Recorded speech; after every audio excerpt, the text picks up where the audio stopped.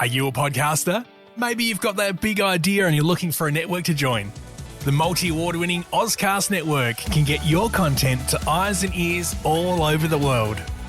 Join now for the first month free, and you could be featuring this sound at the beginning of your podcast. Ozcast. Simply head to ozcastnetwork.com for details. Ozcast.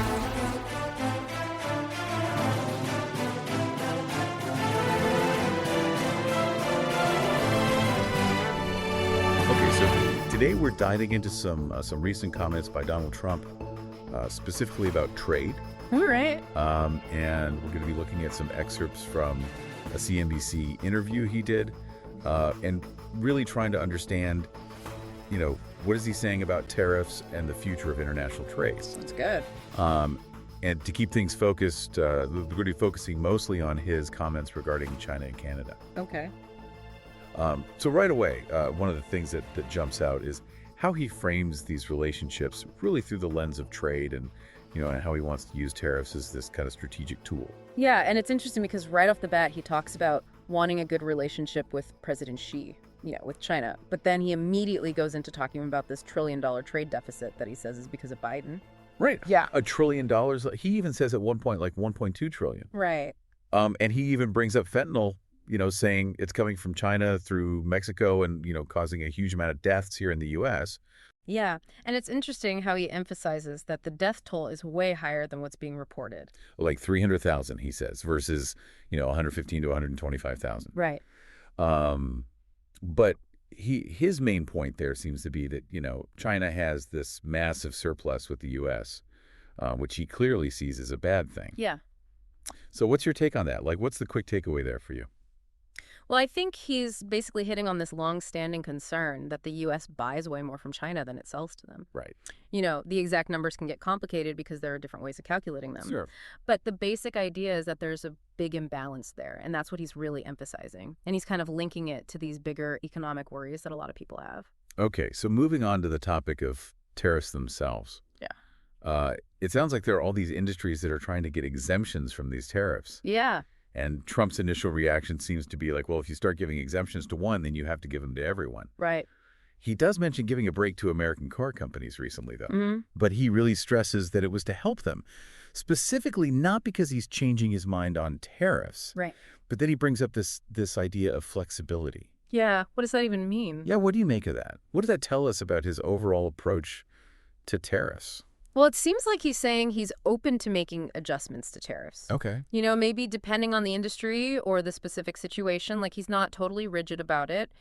It suggests that the main strategy of using tariffs is still there. Right. But there could be some wiggle room. Okay, interesting. So now let's get into the U.S.-Canada stuff, because that got pretty wild. Yeah.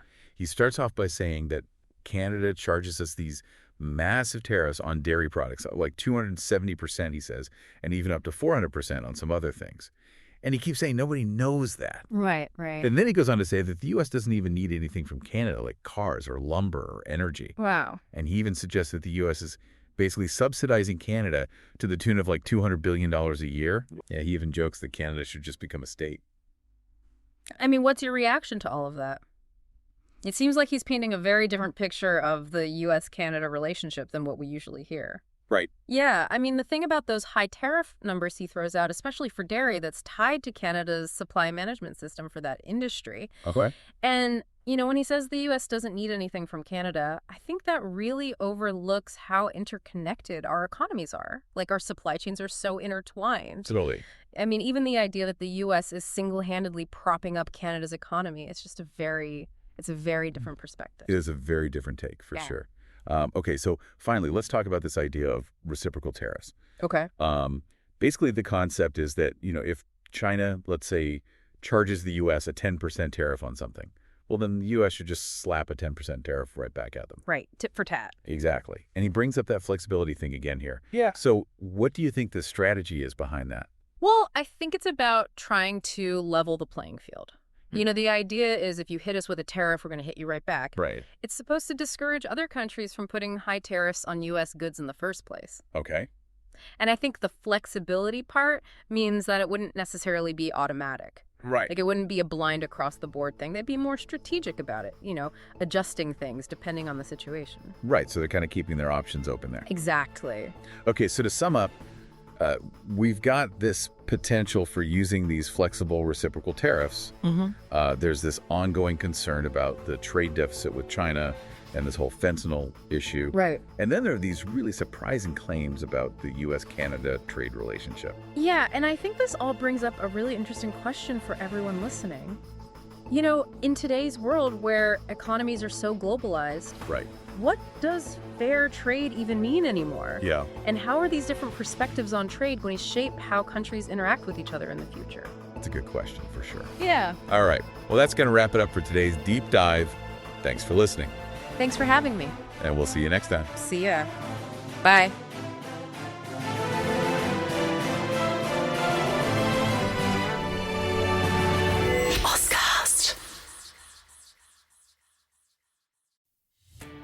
Are you a podcaster? Maybe you've got that big idea and you're looking for a network to join.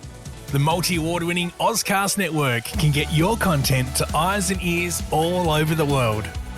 Join now for the first month free, and you could be featuring this sound at the beginning of your podcast. Ozcast. Simply head to ozcastnetwork.com for details.